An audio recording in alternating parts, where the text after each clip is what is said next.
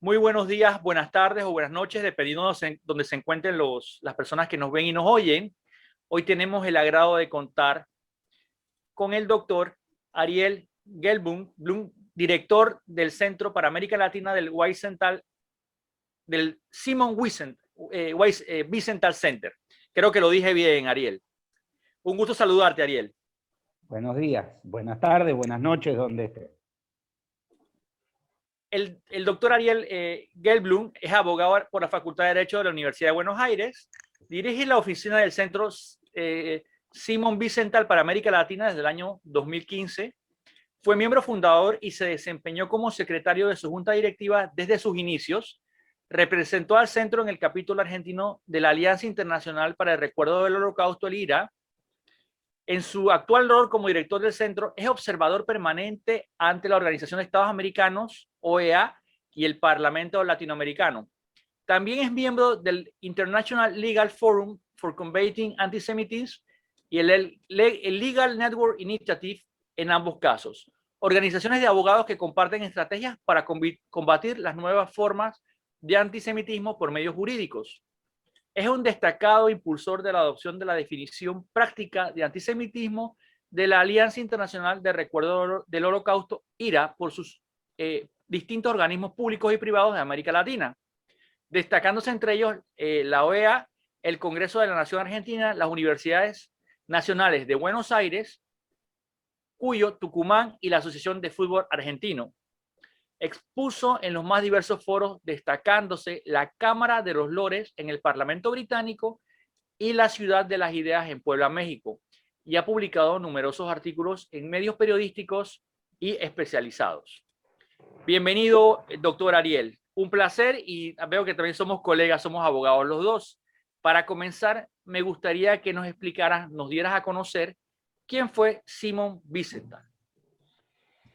Simon Wiesenthal, un arquitecto que al llegar la guerra, la Segunda Guerra Mundial, le tocó transitar por 7 campos de concentración diferentes. Pertenecía a una familia muy numerosa, de alrededor de 90 y tantas personas, y que al final de la guerra los únicos sobrevivientes fueron él y su esposa. Desde el día que terminó la guerra en adelante, él entendió de que no podía volver a construir casas, sino que tenía que trabajar para poder impedir que los perpetradores queden impunes. A partir de ese momento se dedicó a juntar información de forma tal de identificar y llevar toda esa información a los distintos tribunales en los distintos países para poder juzgar, reconocer, identificar, condenar eventualmente a lo que a lo largo de su larga vida fueron más de 1.100 criminales nazis y colaboradores en distintos lugares del mundo.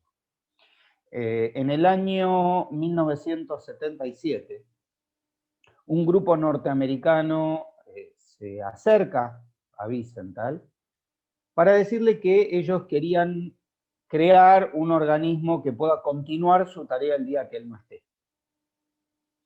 Él lo que manifestó es que él no imaginaba que su legado fuese solamente un memorial del Holocausto, sino una institución activa como no habían existido en la década del 30 para impedir que el nazismo llegue al poder.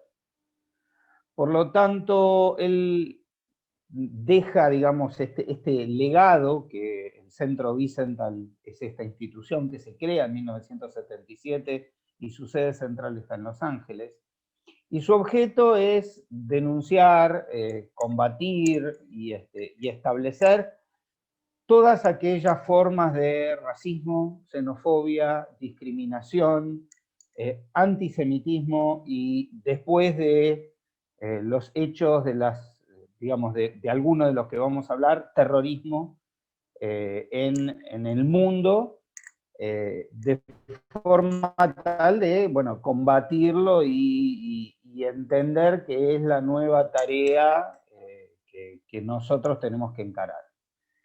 En el año 1992, por otras razones, pero después se agrava con tres atentados terroristas en América Latina. En el año 92 en la Embajada de Israel en Buenos Aires, en el año 94 con diferencia de un día contra la sede de la Mutual Judía AMIA en Buenos Aires y contra el avión de alas chiricanas en Panamá,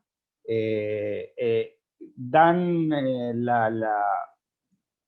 digamos, el convencimiento a la sede norteamericana de que América Latina tiene que tener una sede propia del Centro Simón Wiesenthal, sede que se crea en el año 92, de la que, como bien explicaste al principio, fui voluntario desde el principio y desde 2015 tengo el honor de dirigir. Veo que es una organización que tiene una labor bastante ardua y ha hecho algo históricamente muy loable. Esta persona que, imagínate, por lo que estudié antes de la entrevista, tenía casi 100 familiares que conformaban su familia y solo creo que quedaron dos de ellos al final, entre ellos, Él y su mujer. Él y su esposa. Explícame ahora, por favor, el centro, aparte de educar, informar sobre los temas de antisemitismo, xenofobia y racismo, como bien se puede ver en su página que voy a dejar en la descripción de este video para que las personas se puedan informar y contactarlos. Aparte, promueve la adopción de leyes que me comentaste, que yo desconocía incluso. ¿Me podrías explicar un poco sobre el tema, por favor? Nosotros, digamos, entendemos de que cuanto más abierta es una sociedad y mejor practica la democracia, mejor se defiende la convivencia en la diversidad. La contracara de la convivencia en la diversidad es la discriminación, el racismo, y todo eso se combate, entre otras cosas, con la ley en la mano. Hay países de la región que tienen ya una segunda y hasta una tercera generación de leyes antidiscriminatorias, y hay países que ni siquiera tienen una, o sea, que ni siquiera entraron en las primeras. Hay algunos países que, inclusive ya entrando quizás en temas que tengan que ver exactamente con el antisemitismo, lo pueden configurar hasta como un delito, digamos, y hasta la negación del holocausto es un delito. Nosotros impulsamos distintas fórmulas jurídicas que puedan ayudar a las sociedades a combatir estos flagelos de discriminación, racismo, xenofobia y antisemitismo. Algunos, por ejemplo, han sido una campaña en la década del 2000, en la cual nosotros hemos logrado una condena, por ejemplo, por parte del Parlamento Latinoamericano, del terrorismo suicida. Es decir, que venga de donde venga, y es muy difícil a veces establecer cuándo una acción es terrorista, porque lo que para algunos de nosotros puede significar terrorismo, para otros son luchadores por la libertad o lo que fuese, de acuerdo a donde estés. Pero sí estamos todos de acuerdo que inmolarse y llevarse consigo población civil, vengas de donde vengas, es condenable. Y eso fue, por ejemplo, un hallazgo y un logro de parte nuestra. Promovemos desde hace tiempo 11 puntos contra el racismo, xenofobia y discriminación en el deporte. Son sugerencias para que los estados, las federaciones, los deportistas puedan tener a mano para ver de qué manera pueden generar mejores prácticas. Esto, por ejemplo, tiene el auspicio de la OEA, o sea, de la Organización de Estados Americanos, el apoyo del Parlamento Latinoamericano, y antes de los Juegos Olímpicos de la Juventud, en 2018, la legislatura de la Ciudad de Buenos Aires lo adoptó como reconocimiento a la promoción de los derechos humanos. Todos estos cuerpos son, entendemos nosotros, cosas que ayudan en forma práctica a la convivencia en la diversidad.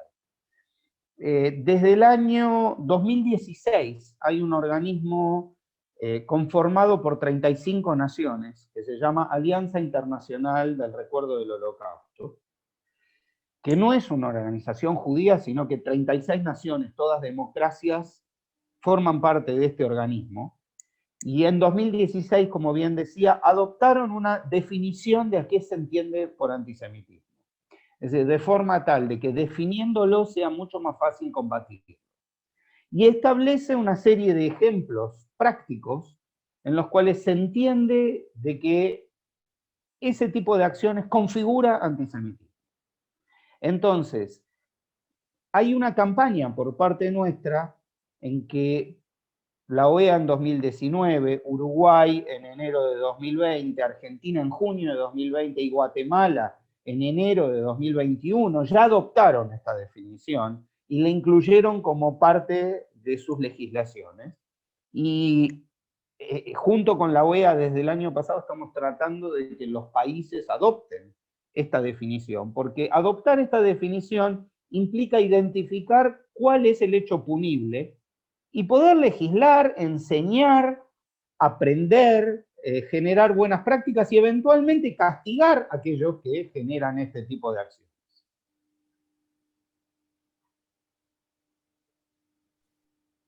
Fabuloso, cuando contacté contigo y tuviste la amabilidad de atenderme, me explicaste, porque yo soy un preocupado, no de ahora, sino hace unos años, de lograr en Panamá una legislación que penalice, por ejemplo, la negación del holocausto, la xenofobia y el antisemitismo. Para los que no lo saben, mis padres llegaron a Panamá producto de la situación política del Perú en el año 81. Yo soy nacionalizado panameño. He sido extranjero en tierra extranjera, así que conozco bastante bien algo de estos temas. Y también he visto preocupante en Panamá, no de ahora y no en gran cantidad, pero sí existen expresiones y actos xenofóbicos y de antisemitismo por personas, grupos o instituciones. Entonces, soy un convencido de que, como bien dices, con la ley en la mano, estas cosas se pueden corregir y se pueden evitar para que nunca más pase lo que tengo en la pantalla, la imagen que tengo a mis espaldas, que es un campo de concentración de Auschwitz en este caso. Si se puede evitar y frenar estos actos a tiempo, se puede evitar males mayores. Me comprometo a que esta legislación que ustedes han impulsado, que son firmantes y adherentes más de 30 países, buscar la manera de que en Panamá también se pueda adherir y pueda incluirla en su legislación y sobre todo en el Código Penal, porque yo creo que no solamente es una multa, una sanción moral, una llamada de atención, una multa pecuniaria, sino una pena de cárcel en la legislación aplicada por la legislación penal frena eficazmente este tipo de acciones. Me permito interrumpirte. A lo largo del tiempo, aquí voy a hablar quizás de términos más jurídicos, pero de una fórmula que la gente no abogada puede entenderlo. La existencia de leyes antidiscriminatorias desde principios de la década del 90 en distintos lugares del continente ya lleva una buena cantidad de tiempo de generación de jurisprudencia, es decir, de distintas acciones que permitan ver cómo funcionan en la práctica. Y hay hechos en los que yo me permito por ahí separar. Hay hechos de antisemitismo o de otro tipo de discriminación que suceden por desconocimiento de la persona que lo lleva a cabo. Y en otros casos, por dolo, lo que nosotros llamamos es una acción en la cual se entiende bien de qué se trata y tengo ganas de llevarla adelante. Con aquellas personas que lo han hecho por desconocimiento, yo creo que el Código Penal tiene que tener una vía de salida. Es decir, porque castigando a una persona que comete un error porque no conoce de qué se trata, lo único que generamos es generar alguien que tenga muchísimo más rencor y ganas de continuar en lo mismo. En cambio, permitir que una persona pueda aprender, pueda de sus errores, porque nos pasan a todos, conocer un poco más, la experiencia ha indicado de que esto es muy satisfactorio y ha dado muy buenos resultados. No podés hacerlo cuando desde el otro lado tenés a alguien que no quiere escuchar, que no quiere aprender y que está convencido de que las cosas son como él dice, y la pared lo único que hace es devolverte. Es decir, nunca va a poder aprender. Entonces, creo que debe haber una cuestión de escalas y una cuestión digamos, de oportunidades, porque no todos sabemos todo sobre todo. Y en este tipo de situaciones, yo voy a darte un ejemplo. Creo que las generaciones nuevas muchas veces cometen banalizaciones del tema del holocausto, porque comparan como diciendo, no sé, que alguien absolutamente malo se comporta como Hitler, por ejemplo. A ver, esto distorsiona la parte histórica, pero tiene algo bueno. Lo bueno que tiene es que por lo menos la gente conoce de que hay algo que no debe volver a suceder y que eso fue el mal absoluto. Y esto es algo que tiempo atrás esto no sucedía. Entonces, si uno conoce cosas a medias, está bueno poder aprovechar de estas situaciones para que se conozca mejor y se divulgue mejor. Entonces, a veces el Código Penal no es la respuesta. Entiendo tu punto. En esta parte difiere un poco, soy sincero, pero respeto las opiniones diferentes. Me dedico bastante a la parte penal y me ha tocado tratar con todo tipo de delincuentes. Y yo sí tengo el concepto de que, por ejemplo, en psiquiatría o en psicología es bien sabido, no soy psiquiatra, tengo una hermana psiquiatra y mi mamá es psicóloga. El psicópata, por ejemplo, no tiene cura. Eso lo No, puedes por eso te confirmar decía que con la pared no te devuelve. La pared te devuelve. La pared no. Es decir, estoy hablando de que hay gente que por ahí realiza cosas porque no. Voy a darte un Claro, caso entiendo. concreto. Algún adolescente, alguien ignorante de ciertos Sí, temas. Pero te voy a hablar, por sí, sí, ejemplo, por eso de digo, de casos. que hay gente Dime, donde dime. uno tiene margen para poder no solo recuperar, sino que después sea una fuente de, a su vez, de divulgación. O sea, hay Y gente que algo, entiende de su error y ayuda después. claro, pero voy a traer un tema de un caso en Europa para que espero no se repita en Latinoamérica. Hay una persona que se llama Pedro Varela, una persona sumamente refinada al hablar, educada, con un don de la palabra muy bueno, pero es un pronazi, una persona realmente peligrosa porque incluso tenía una librería que se llama la Librería Europa en España, fue cerrada, tiene múltiples condenas y a pesar de las condenas de que estuvo preso en Austria por temas de antisemitismo, por la legislación es bastante fuerte allá, ha sido incluso condenado en España, sigue libre y sigue propagando el odio y la idea del nacionalsocialismo de una manera muy refinada. Es un caso de estudio, la verdad, y sigue libre y sigue propagando esta ideología y no se le ha podido frenar a tiempo. Para evitar esto en Latinoamérica, por ejemplo, en Panamá tenemos el caso de que aquí no hay apología de un delito en el caso de, hay un bus de transporte público que tenía pintada una suástica de la bandera nazi. Eso es impensable en otros países. Entonces, ese tipo de cosas es prudente evitarla. Yo tuve un caso que me llamó mucho la atención. Esta persona, no voy a decir quién es el nombre, de un negocio que yo tengo aparte. Un día estaba reunido con esta persona y esta persona tenía cercanías con gente de la comunidad judía y había algún tema de negocios y me dice, bueno, Luis, tú sabes que ellos son judíos y por plata matan a su madre. Yo me quedé. Y esta persona es una persona educada, una persona que conocía de varios temas y yo me quedé. ¿Quién es verdaderamente peligroso? La persona que conociendo, la persona educada, que tiene manejo, apoya y proyecta este tipo de acciones. Es por eso que en Panamá me comprometo públicamente contigo, después de esta conversación vamos a estar en contacto para llevar esta información de esta legislación a la Asamblea Nacional, de la cual no tengo el mejor concepto, te soy sincero, creo que todos en nuestros países tenemos reservas con los políticos, para que se pueda adoptar. ¿Por qué? Porque en Panamá tenemos una legisladora muy conocida que ha vertido opiniones que podrían ser consideradas xenófobas. ¿Qué sucede? Como ha pasado en Europa, pasó en América Latina con el caso de Venezuela.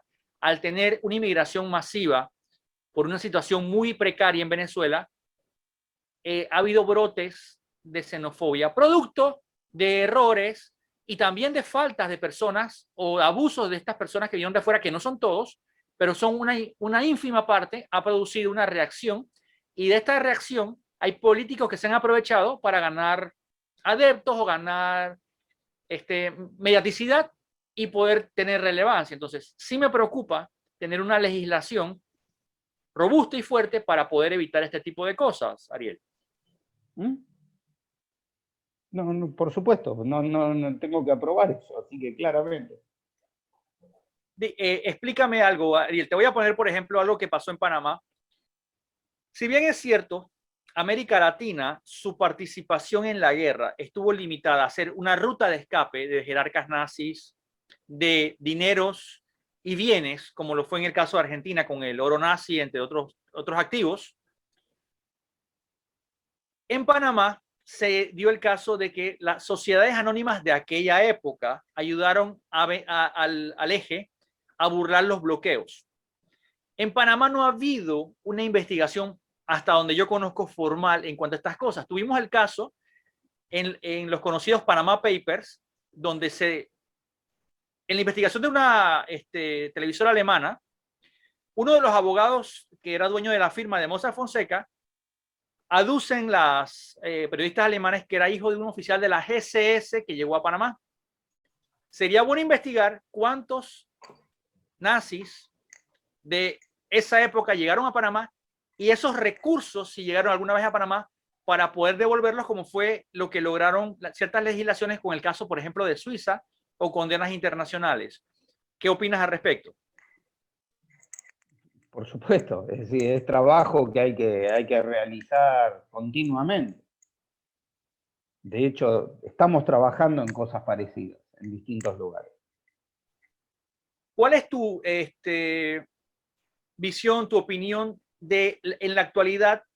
Conozco que en Argentina hay movimientos antisemitas de los famosos skinhead o neonazis.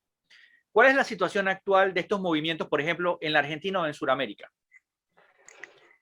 Yo voy a darte un rápido, que por supuesto no es imposible de agotar, un rápido panorama del antisemitismo en la región. Yo, para dar esto, hablaría de 3 noticias preocupantes y una luz en el camino. La primera es lo que yo entiendo que son 3 tipos diferentes de antisemitismo en la región. Uno es lo que podemos calificar como un antisemitismo clásico, el que utiliza todos los prejuicios habidos y por haber, relacionados con las viejas ideas nazis. A mí no me gusta hablar de antisemitismo de derecha o de izquierda porque, digamos, yo entiendo que el odio es ambidiestro. Es decir, utilicemos todas aquellas cosas que sostienen o bien que el judío es un extranjero, o que tiene temas de doble lealtad, o que esto que decías, todo lo que tiene que ver con teorías conspirativas de que está relacionado con los laboratorios, con la banca mundial, con los medios de comunicación. Todo este tipo de cosas es lo que llamaríamos el antisemitismo tradicional. Que la pandemia lo que hizo fue acrecentar a todos los propagadores, digamos, darle mucha más visibilidad a todos los propagadores de este tipo de ideas conspirativas. esto en conjunto con los anticuarentena, los antivacunas, y digamos, buscando algún chivo expiatorio para todo esto que estamos viviendo.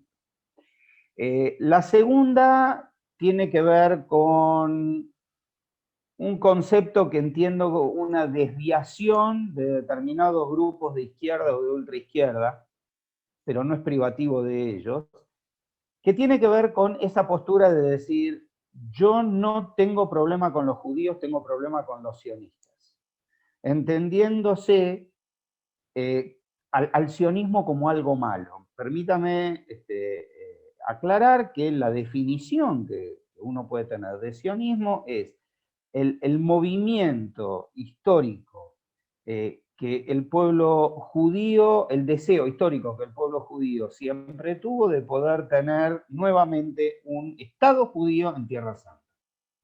Esto no significa una equivalencia a colonialismo, ni hacer diferencias, y tiene que ver con cuestiones donde algunos toman posición sin conocer demasiado respecto del conflicto que existe entre Israel y Palestina. Y en estos casos, donde la discriminación al judío es políticamente incorrecta, reemplazan toda esa idea del judío por Israel. Entonces, Israel es el depositario de todos los malos y se genera una nueva forma de antisemitismo. Quiero aclarar que no es el famoso tema de decir, yo no estoy de acuerdo con que se critique. Uno puede criticar a Israel como critica a cualquier otro país. Lo que no puede hacer es pedirle un comportamiento diferente al que se le pide a cualquier otro país. Y lo más importante que uno tiene que reconocer a un país es defenderse de un ataque extranjero. Y si uno no reconoce, y aquí se generan determinadas situaciones donde dicen, no estoy de acuerdo, como por ejemplo en determinados casos que hoy existen, entender que el judío que defiende la existencia del Estado de Israel es una persona que es un agente extranjero, a quien debe rechazar, pero por otro lado no reconoce la existencia de Israel, con lo cual te voy a mostrar que claramente hay una cuestión antisemita en decir, acá no los quiero y allá tampoco, con lo cual no los quiero en ningún lado. La tercera fuente, digamos, y esto se refleja en distintos lugares de la región, no quiero manifestarlo exactamente, pero todos estos casos que voy a referir sí están a lo largo de toda América Latina. El tercero tiene que ver con la aparición desde la década del 80 en adelante de un actor internacional que en la región no tenía absolutamente nada que ver, que es la presencia iraní en América Latina.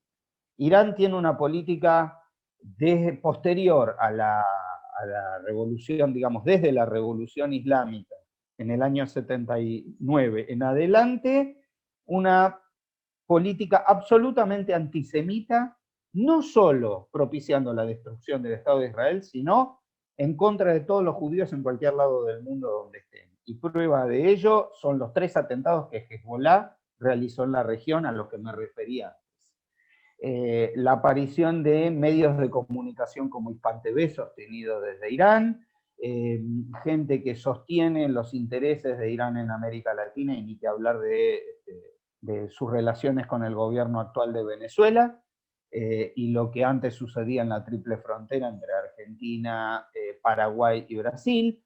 Es decir, todo ese tipo de situaciones promovidas desde un Estado extranjero para traer una política que no es originaria de esta región. Esos 3 son, digamos, los puntos preocupantes que yo quiero manifestar. Como la luz en el camino es la ley en la mano, la adopción por parte de distintos países de la definición de antisemitismo y la posibilidad jurídica de poder atacar a quienes actúan de esa manera. Si nosotros logramos que más países o más convencimiento dentro de la legislación separe este tipo de actos, entiendo de que tenemos una vía para poder convivir mejor. Totalmente de acuerdo contigo. De hecho, el caso de Irán, Hispan TV no solamente ha estado vinculado a Latinoamérica, Hay un partido, bueno, el vicepresidente de España, lamentablemente, Pablo Iglesias. Sí, perdón, ex, tienes toda la razón. Gracias por corregirme. Error. No, por favor. Error imperdonable mío. Tenía un programa que era financiado por Irán, Pablo Iglesias, un conocido actor político que se dice puede ser un agente de influencia de este tipo de países. Voy a volver al tema de Panamá. En Panamá tenemos incluso una estatua de un pronazi que se llama Arnulfo Arias Madrid, un conocido amigo y afiliado ideológicamente al nazismo, que llegó a ser desgraciadamente presidente de Panamá. Y digo yo, mi opinión personal, gracias a Dios fue derrocado, porque no sé qué hubiera pasado. Incluso creó una legislación donde hablaba de razas inferiores o prohibidas, como los chinos o los negros, que no debían venir a Panamá o controlar su ingreso. Y que se ha tratado de olvidar ese tipo de cosas. De hecho, el partido que se llamaba un principio partido anulfista, después panameñista, llegó al poder haciendo no lo digo yo, uno de los peores gobiernos de la historia de Panamá. Este tipo de personas debería, con esta legislación que se debería aprobar en Panamá, poder quitar esa estatua y decirle a los niños que esta persona tenía una ideología que no solamente viola derechos humanos de extranjeros, sino también de nacionales, porque no existen las razas, ni siquiera todos somos seres humanos y no existen las razas inferiores. Como punto adicional, quería agradecerte tu intervención y todo lo que nos has explicado. Para mí, siempre aprendo con todos mis entrevistados. Quería mencionarte que hace unos años estuve trabajando en una preproducción. No pude hacerlo, lamentablemente, por falta de tiempo y recursos, porque como bien saben, los abogados vivimos en nuestro trabajo y no, los que no nacimos con cuna de oro, fortuna, no podemos hacer cosas sin financiamiento.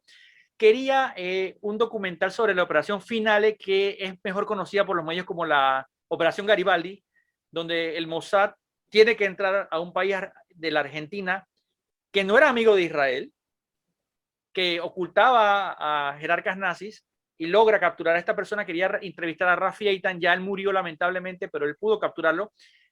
Desconozco, pero he escuchado rumores de que Simon Wiesenthal estuvo detrás de cierta información que proveyó para poder con la captura de esta persona.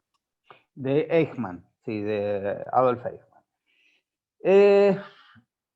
La captura de Eichmann fue un trabajo coral, digamos. Hubo distintos actores. La participación de Wiesenthal fue, entre otras, él era filatelista como hobby, y en determinado momento se encuentra con un aristócrata alemán que le muestra parte de su colección, y en determinado momento le dice, esta es difícil, seguro no la tienes. Y era un sello postal que venía desde Buenos Aires, y Wiesenthal empieza, mientras el rato que tiene, empieza a leer la carta donde estaba ese sello postal, y una persona, un alemán, estando en Buenos Aires, le cuenta a otro en Europa, dice, ¿a qué no sabes a quién encontré? Lo vi a Eichmann y trabaja para la compañía de aguas. Entonces, digamos, estas distintas informaciones, junto con el trabajo de Lothar Hermann, que fue la persona que, entre otras, le hace saber al fiscal Bauer en Alemania, y todos le hacen conocer el hecho al Mossad, y son los que en definitiva toman la delantera, después de averiguar de que si Argentina, si le hubiesen pedido la detención y extradición de algún criminal nazi, dieron a entender que no lo harían. Entonces por eso es que recurrieron a este método que prometieron después no utilizar nunca más, digamos, el secuestro y después juzgamiento y condena, como fue el caso de Eichmann en la década del 60. Bueno, yo hasta donde entiendo, y como abogado, todo fue legal, fue autorizado por las instituciones jurídicas de Israel. Fue una captura, yo considero que fue una captura, no un secuestro, y fue todo legal, porque Argentina, como bien sabes, Perón era muy amigo del dinero de los nazis. No, pero estamos hablando de otra época. Ya sí, yo sé. Ya hacía años que Perón no estaba en el poder, había un gobierno democrático en la Argentina por ese entonces, y la idea era que supuestamente no iban a dar la extradición. Yo tengo mis dudas al respecto, pero todo lo que, digamos, todo lo que sucede después, limaron asperezas y digamos, fue algo que quedó atrás. Yo no tengo tan claro de que haya sido algo absolutamente legal. Son cosas que en la política internacional suceden más de lo que suponemos. De Y hecho, tenemos mucho, muchos casos históricos acerca de intervenciones sin autorización de un país en territorio de otro. bueno, yo creo que muchos, incluso extraoficialmente, muchas embajadas le dieron su felicitación a Israel por lo que habían logrado. Y yo sí creo que Argentina no hubiera en esa época ayudado mucho porque Argentina, eh, creo que por esa época todavía no era muy pro Israel, que digamos, algunas facciones. Y yo creo que a estas personas lo único que darles es una felicitación por llevaron la justicia de más de 6 millones de muertos, que esta persona, que no se le puede llamar persona, para mí es un demonio, fue al final juzgado y tuvo un juicio esta persona. No fue, no fue ejecutado sin un juicio previo. Yo me permito aquí charlar contigo. Yo no lo pondría en términos de demonio. Yo lo pondría en personas comunes que llegado a determinado momento eligieron actuar de determinada manera. Si nosotros lo demonizamos, lo transformamos en algo distinto de un humano, damos una explicación que por ahí dice, yo nunca voy a hacer de esta manera. Yo creo que son decisiones que día a día una persona fue tomando en un determinado régimen para participar o no participar de determinados actos que no corresponden y que sean inhumanos. Yo creo que uno tiene que comunicar a la gente contando de que fueron personas, y fueron personas que tomaron actos de su propia voluntad y no escondiéndose en la obediencia debida, ni mucho menos, sino que fueron actos aberrantes de humanos, de seres humanos que le hicieron estas cosas a otros seres humanos.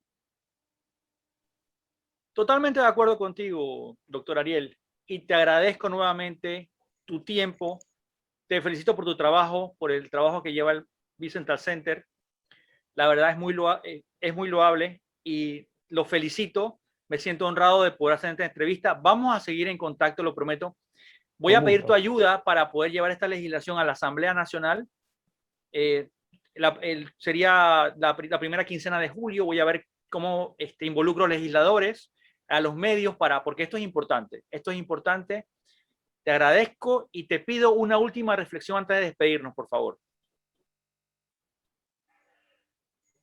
A ver, creo que uno tiene que trabajar en todo momento para tratar de poder. A mí no me gusta hablar de tolerancia. Es decir, en la tolerancia uno aguanta al otro forzadamente. Creo que la convivencia en la diversidad es un beneficio para las sociedades. Dos personas con historias absolutamente distintas y con orígenes absolutamente distintas, viviendo en conjunto en una misma sociedad, se enriquecen ambos y enriquecen a la sociedad. Cerrarla y en épocas de crisis reaccionar frente al que consideramos que es distinto y que es el culpable, históricamente no nos ha servido nunca. Tenemos que trabajar mucho más por este tipo de situaciones. Ni obligar a la igualdad, bajando línea de cómo todos tenemos que ser, sino pudiendo todos reconocer que la otra persona vive de una forma diferente, es distinta y ambos nos vamos a enriquecer respetándonos los derechos de cada uno de nosotros. Cuanto más amplia es una sociedad, mejor ha sido y ha dejado mejores resultados para toda la historia y en todos los momentos. Las sociedades que más admiramos a lo largo de la historia han sido las más amplias, de pensamiento, de convivencia y de orígenes. A esto tenemos que apuntar, más aún cuando el mundo es cada vez más chico. Cuando las distancias se acortan, cuando el mundo se ha globalizado y donde las fronteras cada vez son más porosas.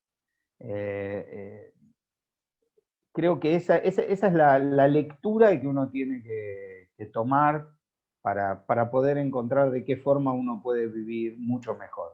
No nos tiene que asustar que el otro piense distinto. Lo que nos tiene que asustar es que uno quiere imponer esa distinción a otro. Doctor Ariel Gelblum, un honor, un placer y muchas gracias. Toda Rabá. Hasta muy pronto. Muchas gracias, Luis.